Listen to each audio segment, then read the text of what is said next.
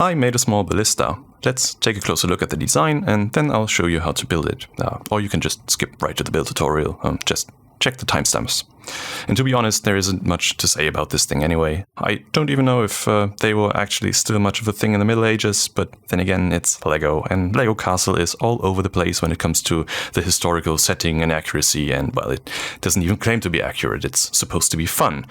So, yeah. Let's take a closer look. You can see the main construction here up front. It's the two twisted ropes which store the energy used to launch the projectile by means of torsion, which are represented by those round plates. I often see people use ballista for every siege weapon that kind of looks like that, and that launches big arrows or bolts, but I am not quite sure how the name was actually used historically, or if people back in the day even made the distinction.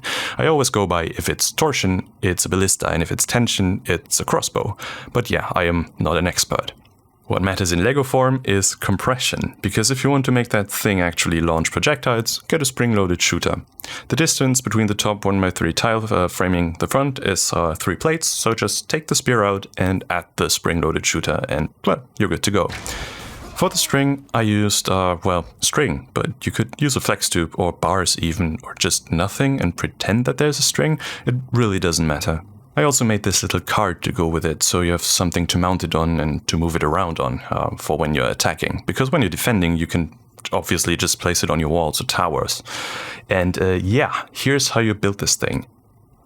These here are all the pieces you will need. You can pause the video here to get a better look, but always remember, it's Lego. You don't have to do it the same way as I do. You can use different colors, like black works well too. Fits in with the Fright Knights, for example. You can use different pieces here and there. You don't have to use ingots, for example. You can also use jumpers or tiles or just regular plates. You can add pieces or take some away. It's really up to you. And depending on where you want to mount this thing, you can of course use a different way to connect it. I just chose a Technic pin construction because it's very stable and it allows for a wide range of movement. But it can be a bit weird because it's an odd number of studs, but it also works if you only connect it to one modified plate with pinholes or whatever. Modified plates with clips and bars work fine too, and maybe it's a bit easier that way to mount it on walls and stuff. Well, just pick what suits your idea the most. Now you have your very own ballista. I hope you enjoyed. Feel free to stop by in the comments and say hi. I'm always happy about that. And other than that, thank you for watching and see you on my next video.